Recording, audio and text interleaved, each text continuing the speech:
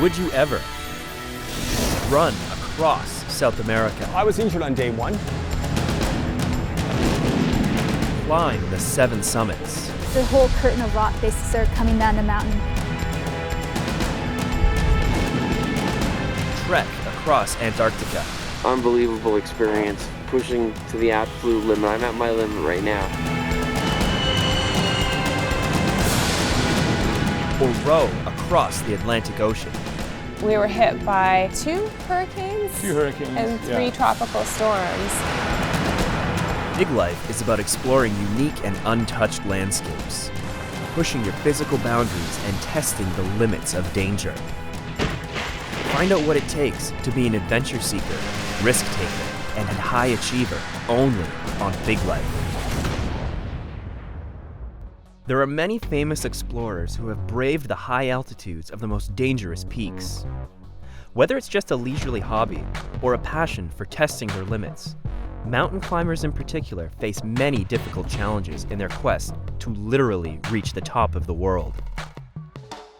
Meagan McGrath has first-hand experience with the life and death situations involved in mountain climbing since attempting to reach the 7 summits and her final challenge, conquering Mount Everest.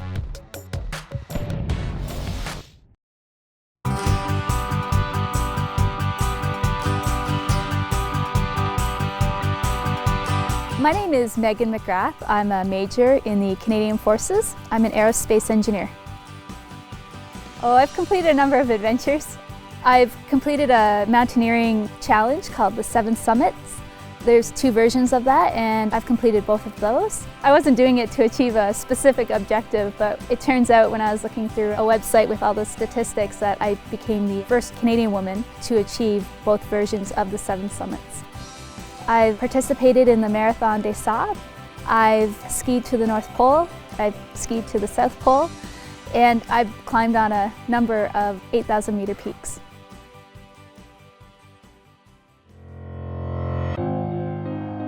When it comes to the 7 Summit Mountaineering Challenge, for lack of a better way of putting it, there's 7 mountains in each version. I've climbed Mount McKinley in North America. It's also known as Denali. In South America, I've climbed Aconcagua. In Europe, I've climbed Russia's Mount Elbrus, it's called. In Africa, I've climbed Mount Kilimanjaro. In Antarctica, I've climbed Vinson. In Asia, I've climbed Mount Everest. And in Australia, Kosciuszko. Now, as I mentioned before, there's 2 versions of the 7 summits. So I've also climbed Karsten's Pyramid in Indonesia.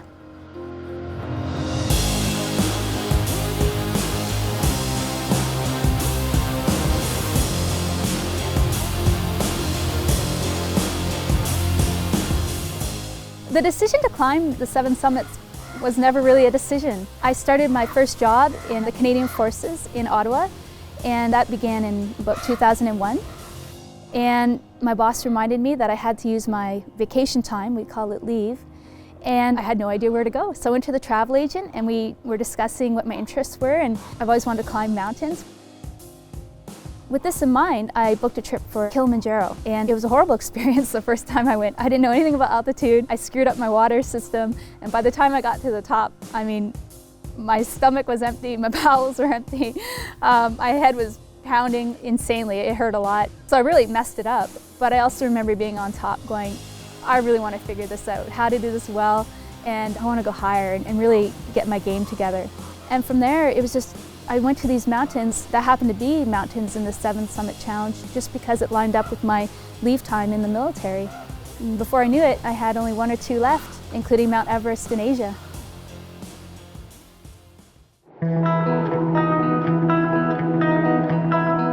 I climbed Mount Everest in 2007, and I mean, it's a mountain that you read tons of books on. They make movies about it. It's this legendary mountain, and when I went, I was so happy to be there. I mean, it's still to this day the best climb that I remember.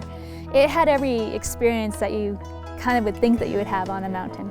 We had great team camaraderie. It was my first experience working with Sherpa people, learning who they are and learning that they're our partners on the mountain. They're also our experts on the mountains, and We had a really wonderful Sirdar, our base camp manager in this case, Pertemba. He is a legend on the mountains. He's climbed with the best climbers, historical climbers. So his advice was definitely worth taking.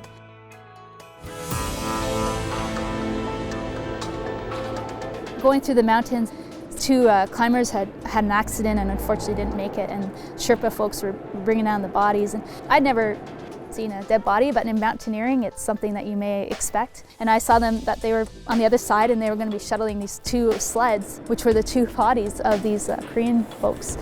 And that was part of the experience as well. I just helped them on the other side of the crevasse, pulling them up, and it just slides in front of you and you're like, I mean, this could really be you, or maybe not this climb, but another climb. So it kind of hits home that we may not always come home from climbing. So it's kind of something we always have to keep in the back of our mind. It had happiness, achieving the summit, a beautiful morning, really successful climb, felt really strong throughout the climb. It was gorgeous, but then we had to come down the mountain, and on the way down there was a particular incident with a climber, and happened to be there and decided to take forward action and help out this particular climber.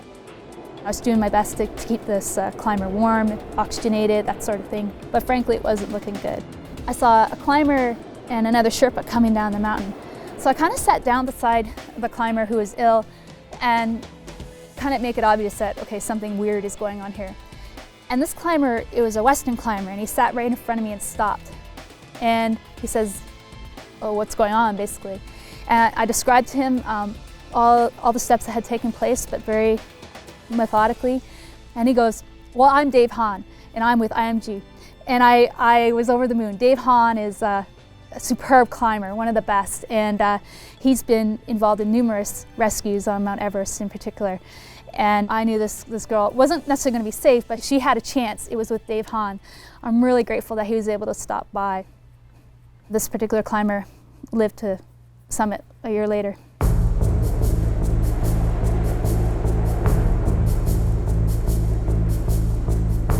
Some of the challenges I encountered while climbing were the obvious things. AMS, being able to prevent altitude mountain sickness, how to pack your gear efficiently, just kind of things that come with practice that you kind of learn to deal with as you go along.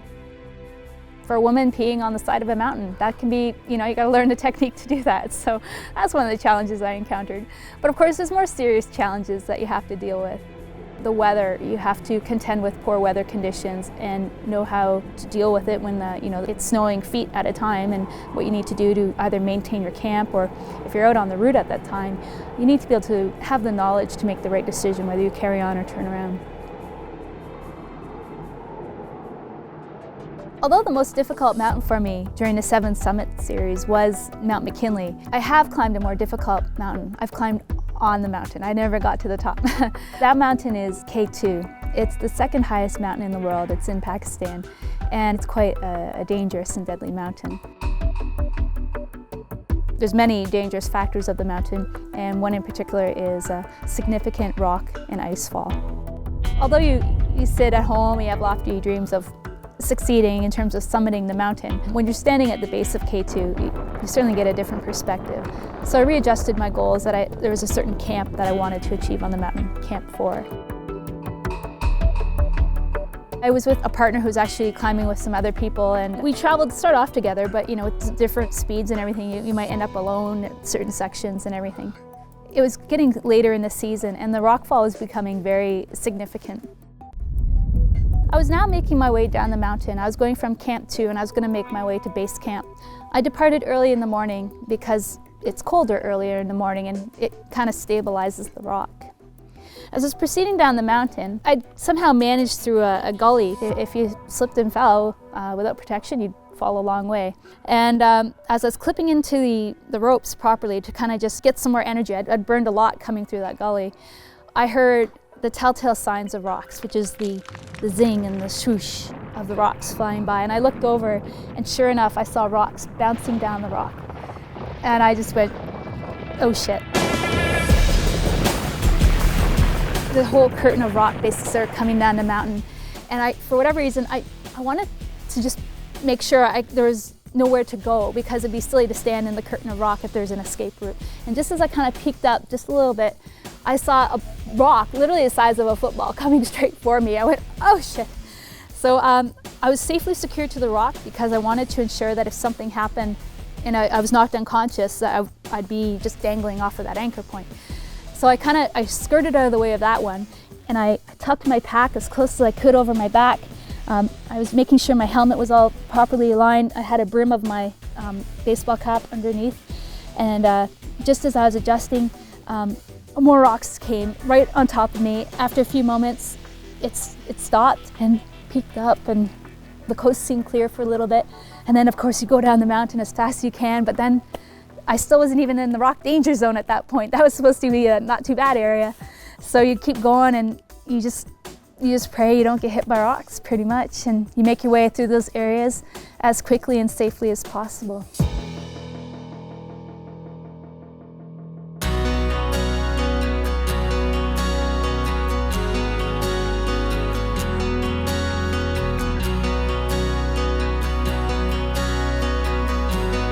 These expeditions test both your physical and your mental strength. And to be honest, that's what I love about it. I find that really fun. I love to challenge myself, finding out what makes you either break down and want to quit or get really tired physically. I love that mental push. I love that you don't have to be there, but I choose to be there, and I choose to make the right decisions, assessing everything. It is so fun. It is awesome.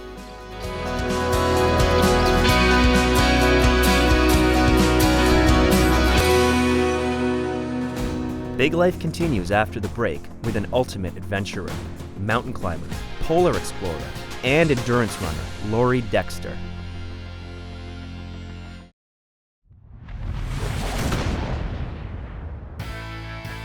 Some people are born with an innate desire for adventure and exploring. From a young age growing up in the Scottish countryside, Laurie Dexter has been interested in exploring places that are hard to reach.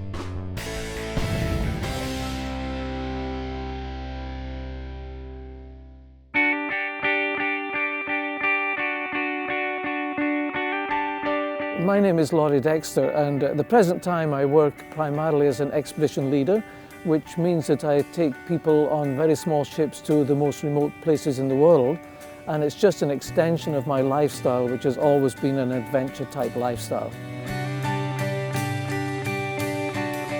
I happened to live in North Baffin Island at a time when it was relatively unexplored, and started to ascend some of the mountains. They were not particularly difficult, but they had not been climbed before. Some of the most memorable trips I've taken have been such as the Polar Bridge expedition, where we skied from Russia to Canada through the North Pole, taking 91 days. Skiing across Bylot Island, a completely self-sufficient expedition, sled hauling for 44 days. Skiing across Baffin Island, magnificent scenery. Skiing to the South Pole as well. Also, of course, not just the expeditions, but running. My most memorable race, I think, is the Comrades. It's a 90-kilometre race in South Africa, which I've done twice. 24-hour races, I've done a number of those, as far apart as Halifax to San Francisco. But the thing that started it all, for me, in terms of running, was the Midnight Sun Marathon run up at Nanisivik, between Nanisivik and Arctic Bay in the high Arctic of Canada. I've done about 10 of these 24-hour races, where you start at 8 o'clock in the morning and you finish 8 o'clock the next morning, and whoever's gone furthest is the winner. There's no set distance, just who can go furthest in a set time. From then on, I just realized that I was actually better equipped to longer distances. I didn't have the genetic ability to be a highly competitive marathon runner, but over the longer distances I found that I could maintain pretty much the same pace and just go on for hour after hour. So I just had that endurance and loved it. The expedition which created the most media attention was the Polar Bridge expedition. And this is where we skied from Russia to Canada. It included a number of very well-known names. Dmitry Shparo was the leader of the expedition. Misha Malakhov was the Russian doctor. Richard Webber was one of the other Canadians. So I feel highly privileged to travel. I've traveled with some of the best polar explorers of the present time. But it was a tough expedition because you're traveling over a thin surface, the polar ocean, which is frozen, always breaking up, moving under the action of wind and ocean currents. Traveling in extreme cold is unbelievable. The temperatures for the first month or so were steadily between -40 and -50, and it just saps the energy out of you.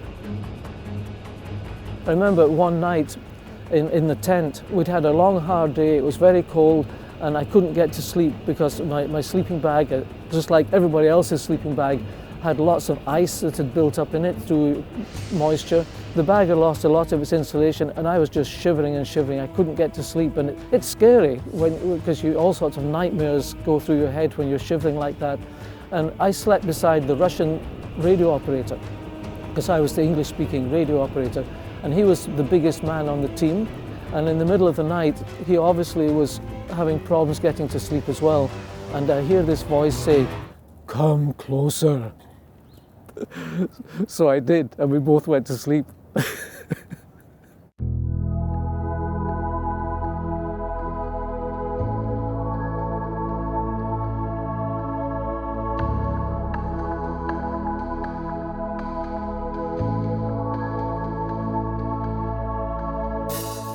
In addition to those physical expeditions, I work as an expedition leader, taking people to remote places in very small ships, mainly the polar regions. I've done somewhere between 110 and 120 expeditions to Antarctica, and I've done over 100 ship-based expeditions in the Arctic as well. Everything from the Canadian Arctic to the Russian Arctic to Baffin Island, Greenland, Iceland, you name it. And I've had, of course, the motivation to want to do that because, let's face it, not everybody wants to, excuse the language, freeze their ass off. And one of the most unusual trips I would do for them is on the Russian nuclear icebreakers. These are the only ships that can go independently right to the North Pole itself. I've done 16 trips on them. Used to be on a ship called the Yamal. They've now got a new ship which is called the 50 Years of Victory. It's the biggest, most powerful icebreaker in the world. It's just an enormous chunk of steel that powers its way, smashing and grinding its way right to the very North Pole itself. To give you an idea, when I talk about power, I've just finished working in Antarctica on a small ship called the Ocean Nova, which is 2,000 horsepower. The biggest icebreaker that Canada has is somewhere around 25,000 horsepower. The nuclear icebreaker is 75,000 horsepower. We will smash our way for about 4 or 5 days through 2 meters of ice to get to the North Pole. We work on very good ships, so there's not usually a lot of real danger involved, but we do cross some of the roughest seas in the world, from the southern tip of Argentina to Antarctica across the Drake Passage. It can be very, very violently rough at times. The thing about risk is that it has to be calculated. And when I've done my expeditions, it's always been with a lot of research. As a consequence, I haven't had a lot of those death-defying incidents that you read about in many books and with other people. Having said that, nature is unpredictable. And no matter how well you are prepared or think you are, it can take you by surprise.